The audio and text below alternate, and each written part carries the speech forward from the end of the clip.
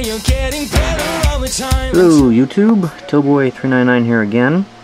You're probably wondering why I have my camera situated on a light and a switch.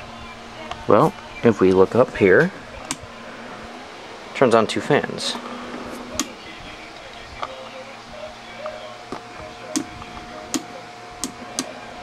And if you look right here, a 9-volt connected to a USB plug.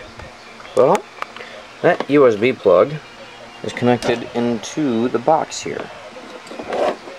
And if we disconnect the USB up here, light turns off. This is a 9-volt USB powered or AC powered air cooling unit that I derived from the Household Hackers channel for personal USB air conditioner.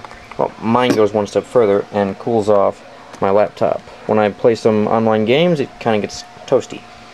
So, how does this work here? Well, this little thing here is my AC adapter to USB plug. So, see if I can find the end of that. Oh, I gotta set the camera down here. So, goes in here. Where's the end of it? There you are. So what we do is we take this, plug it into here. And obviously, we take this end and plug it in over here.